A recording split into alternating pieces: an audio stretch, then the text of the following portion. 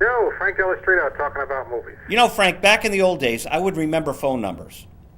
Now I remember emails. So for a year, 2 years, I've been dialing your number. I still don't have it memorized. Okay, well, I think that's a good thing. Yeah, I don't know. It's times change. Now I remember email addresses. Yes, and memory is a precious asset, so don't waste it on things you don't need to. And I won't say your email address over the air, but when's the next book coming out? The next book is coming out, well, for the last 5 years I've been saying it's coming out next year, but since I'm retiring in March, I'll finally have time to finish it, so it's coming out in 2014. Can we ask the retirement date? Retirement date is Friday, March 29th. We're going to have a virtual cake for you on the 28th. Well, good. I like virtual cake because I can eat a second helping without feeling guilty. No calories. Yeah, that's right. Now, I want you to be psychic. What mystical movie am I going to see on Tuesday night? What, Mr.? It's going to be a big, big movie. Oh, what movie? Yeah. Disney. Exorcism Part 2. No, this is going to be The Great and Wonderful Oz. Oh, okay. Oh, The Great and Powerful Oz? I think it's The Great and Wonderful, but I couldn't tell you. So this is the prequel. And answer me this. Did you see the Disney movie on Oz, Dorothy or something from Oz, back in the 70s or 80s? 80s. I did not. I did. And it's pretty good. Mm-hmm. And why wouldn't Disney continue? You know, they spend billions on Marvel Comics, and they spent billions on another, Star Wars.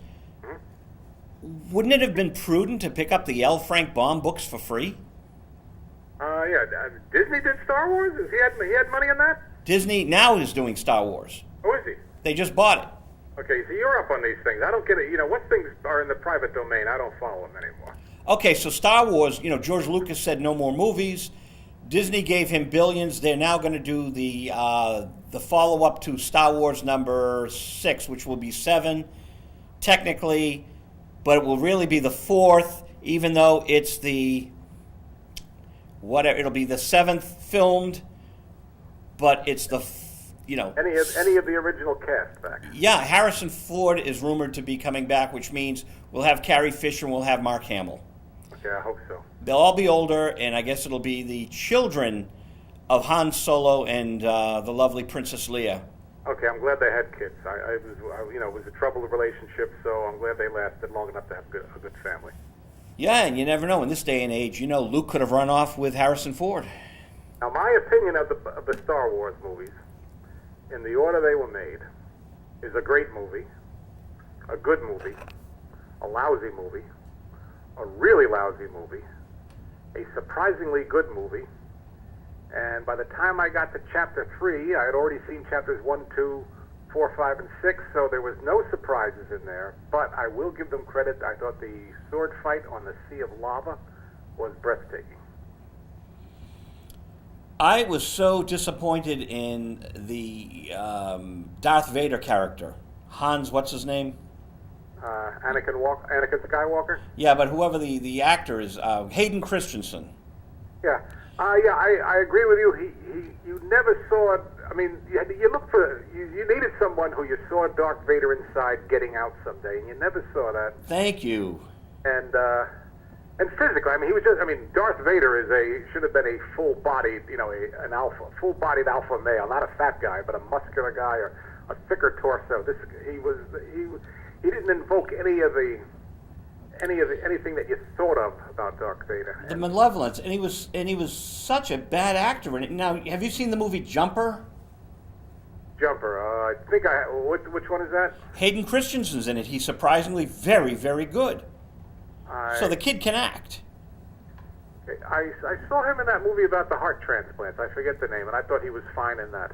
A jumper is kind of like the time traveler's wife, only they don't travel through time, they travel through space. So he jumps from here to India, here to Europe, so they can jump, and they're being chased by, the government, anti-jumpers, kind of like the Marvel Comics X-Men, So, but he's very, very good in it, and I'm like, wow. Of course, when you do 3 Star Wars movies, or 2, whatever he did, you learn how to act on the spot. Well, you got to remember, acting is a craft you learn and get better at, like so many other crafts. And so we were seeing him early in his career, and it doesn't mean he's going to be the same kind of actor, and hopefully be a better actor as he matures. Right. I love your wisdom and philosophy. You really have a good aspect on it. Well, you never know when you're going to make an enemy for life, so I try to give everybody a break. They really got to cross me to get the total bad out of me. So I'm just surprised at Disney for not exploring the Oz brand since it was available, and Judy Garland's classic is just so, wonderfully iconic. So first of all, you were right. It's Oz the Great and Powerful, not wonderful. And is that a Disney movie? I believe it is. Okay. Well, maybe this is they're seeing if it works. Well, it's the second one because they did the. Are you on IMDb? I'm at the moment, yes. All right, so look up Disney did an Oz movie. You just put Oz in it, I guess, and you'll see the movie they did in the 80s.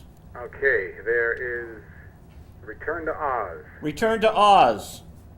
Okay, that's Disney. Of course, the 80s were a difficult period. It took Disney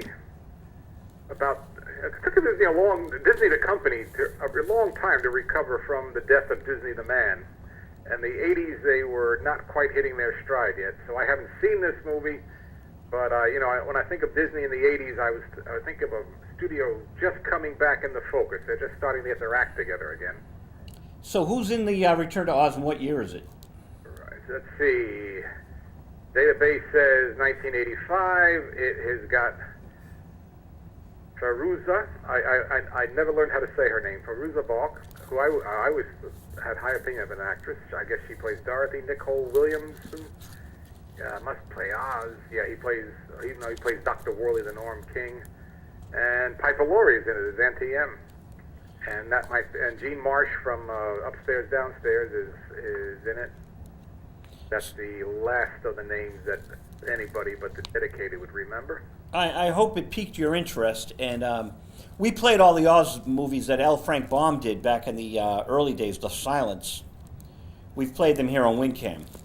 And let's see, does that include the one with Oliver Hardy as I think the Tin Man he plays? Really? Yeah, yeah. I mean, I've seen that. That's a silent Oz movie, and you would not know it was a Frank L. Baum story if they hadn't put it in the credits, because they use the characters, but the plot has zero to do with the books. So. Yeah, I think they were really weren't aware of how to really put it to the screen, but it's nice that we have them, and I think there's 4 of them in a box set you can get. These are silent movies? Yep. All right. And they're worth pursuing. You can find them like at the dollar stores, Mm-hmm. Boy, I've got a book in my hand. Rod Serling, The Dreams and Nightmares of Life in the Twilight Zone. A Joel Engel biography. I get these at the book fairs, pretty much free. You buy a bag of books for $4. Disney could have picked up the Twilight Zone. That would have been fun. Yeah, I guess the Twilight Zone, the movie, did not do all that well. I'm trying to remember back. That was in the 80s. Well, it had that horrible death of the character actor. Yeah, Vic Morrow died in it. And another person did as well. Well, the two, Vic Morrow and the 2 children acted in it, right? Oh. Incidentally, Oliver Hardy played the Tin Woodsman in a 1925 Wizard of Oz.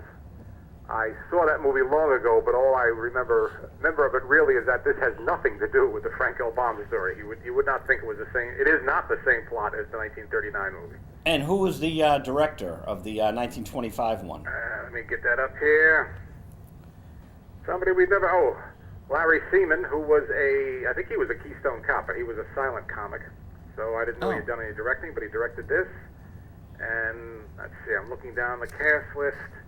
And other than Oliver Hardy, you're not going to recognize the name. Oh, and Larry Seaman also played the Scarecrow. Oh, wow. Interesting. Yeah. So directed himself, but I don't remember the Scarecrow, but I don't remember the movie being much to write home about. So that's the Oz catalog, people. It's 8:42. We have a good. We've got 17 minutes, so that's fine. I'm psyched about the Oz thing. I'm glad that they're bringing Oz back to the forefront. It will bring new interest from the new generation. I hope so, and I hope they're inspired to read the books. I think Frank L. Oh God, I'm thinking back so far since I've read the books, but I remember I think there's 12 in the series, and the first 6 are really fine, and then it's kind of a rehash. But certainly start reading them in sequence, and you're in for a delight. And just to whet people's appetite, the Cowardly Lion is not so cowardly. In the book, he goes off at night and gets himself a live dinner and comes back. So he's cowardly with the big animals, but he has no trouble with the small ones, like Bert Lahr did in the movie.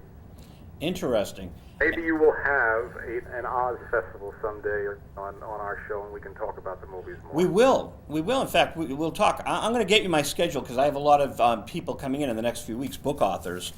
Uh-huh. But when we can fit in another 20 minutes, it's always fun to talk with you. I want to ask your opinion of the Oscars. I got to say, there was nothing I really got excited about in the movies in 2012. They were all good movies. I mean, I liked Argo. I didn't think it was great. I thought it was good. I liked Lincoln. I didn't think it was great. I thought it was good. I was really blown away by Life of Pi until at the very end. And if you haven't seen the movie and intend to, cover your ears. At the very end, the main character basically says, "Oh, this wasn't true. I made this all up." And my wife says, "That's not what he said." And I go, "Yeah, but that's what he said." That really upset me because I thought it was a fantastic story. But my rating of it dropped a point or two at the last few minutes. And what did Ang Lee get for that? What award? He got Best Director. Best Director. Well, good for him. I don't like what he did with Hulk. Mm-hmm. I thought Eric Bana was great as Dr. Bruce Banner, using the same name, the guy with the same name, And I did not like Edward Norton as Bruce Banner. And again, the poor Hulk has been knocked around on TV and on movies. He's never really had his due. Mm-hmm.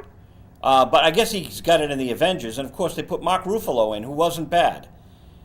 But they should have brought Eric Bana back. You're touching on a point. I think when the Oscar voting comes, it's very hard to separate the performance or the directing or whatever you're nominated for and on a particular picture from the rest of your career. And I got an argument with this with somebody else. Like Daniel Day-Lewis has got his third best actor. Gee, why didn't they give it to someone else? And I can see that argument, but in the end, you got to try and say, okay, who gave the best performance this year? And sometimes making it even harder than that is when you're trying to compare one performance to another. You're comparing an apple to an orange. It's very hard to compare a dramatic performance to a performance that is a bit over the top to one that is comedic, and you got to say, well, which was the best performance? It's not easy to do. And you know what? I'll put my 2 cents in here on Denzel Washington. Mm-hmm. We interviewed Robert Zemeckis for Flight. Mm-hmm. And it was the only film that that I really liked that had any nomination or anything. So I just didn't think it was Denzel's best performance, and I thought, oh, they're giving him the nomination because he's such a great actor. And the clip they showed was phenomenal. Him at that hearing, you could see what a great actor he is during that clip. But throughout the movie, he's playing a drunk, a dry drunk, and then a drunk, and I don't think he pulled it off. I think he was, as you said, over the top. And it wasn't Denzel as Denzel can really be. So I didn't think he deserved Best Actor for it. I would not have. I can't. I got to say, anybody that was nominated of the movies and the performances I saw, any one of them that won, I wouldn't have been upset by. Some years, you just want to pound on the TV and say, how could you pick this movie over that movie? Right. Denzel did enough great stuff in it to have. You could have said, okay, fine. And but let me say one thing about Django Unchained, which is a movie I like very much. But to anybody that's listening, you have to assess your threshold of violence and brutality, because there's plenty of it in that movie. Not as much as I was prepared for, but it's the only reason I hesitate to recommend the movie. But Christopher Waltz was fine, and I mean, it was better than fine. He was very good, and he deserves an Oscar. But the performance in there that blew me away was Samuel L. Jackson. And if he had come into the film earlier, I think he might have been getting the award instead of Christopher Waltz, because his role is not, not one half the size of Waltz's. But I thought every scene he just nailed, and that was for me that was the most exciting performance of the year, maybe. What did Quentin Tarantino get it for? He got it for the best original screenplay, or best Okay. screenplay, I guess. Yeah, and then Ben Affleck got Best Picture, right? He did. Ben Affleck. That was one of the big stories of the Oscar season. Ben Affleck was not nominated for Best Director, though he won several other Best Director awards in the industry. But he was not nominated, so he couldn't win that. So he was as a producer of the movie. He got an Oscar as producer, but not as director. Poor baby. I'm crying for him. Well, let me say this. 10 years ago, I had written Ben Affleck off. He was a pretty boy who made lightweight movies, and that's all he was going. And then he made The Town about the Boston bank robbers. Yep. And he wrote it, he acted in it, and he directed it, and I thought he was great in all of them. And then I don't think Argo is the equal of The Town, but it's a very good film, and I had no trouble getting best. So here's a guy that, as far as quality, I think came back from the dead. So my hat is off to him. And what I've said before is, do you know that they used to show to aspiring actors Rock Hudson's screen test because it was one of the worst in history?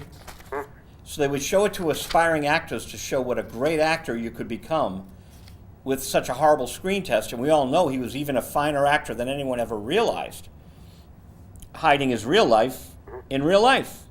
Yeah. Well, there you go. Yeah.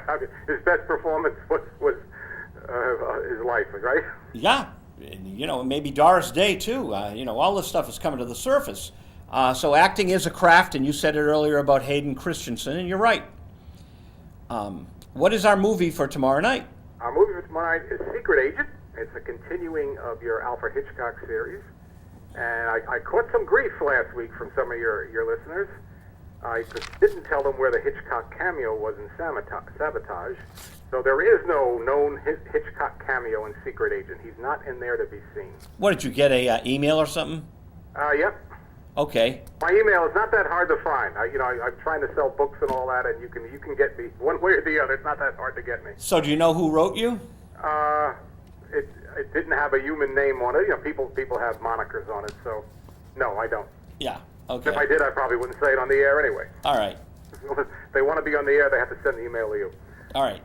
And for people that are watching the movie that you're showing tomorrow night, Sabotage, which we talked about briefly last week, Hitchcock appears about 9 minutes into it. There's a power outage in London. When the lights come out outside the box office, you'll see him on the left-hand side of the screen. So personally, it doesn't look that much like me. To me, it doesn't look that much like him. But this might have been a period where he was losing a lot of weight because he was really enormous compared to the man we usually envision. So maybe he was slimming down or whatever. But that's supposed to be him. But no cameo for a Secret Agent. The interesting, very often when we're talking about these 1930s movies, we have people stars that I don't think the general man on the street today will remember or have heard of, but we do in this movie. The lead actor is John Gielgud, which is always surprising because he made so few movies before the 1950s. I think most people that have seen him in older movies are thinking of 1953 Julius Caesar, where he played Cassius against Jane Mason and Marlon Brando, but he made only 8 movies in the 30 years before that, and this was his lead role. Apparently he wasn't happy, he wasn't comfortable in the role, and Hitchcock was a little upset because he thought that John Gielgud's discomfort showed on screen, and it's not a scene-stealing performance at all. The scene stealer is a bit over the top Peter Lorre. Now when I say over the top Peter Lorre has tended to be over the top anyway. But he's really delightful as a character known as the General, and he's the character watch. He's playing a Mexican, and I think by today's standards, people would be insulted to pass this off as a Mexican actor. But hey, it's a British movie in the 1930s, so you can get away with a lot.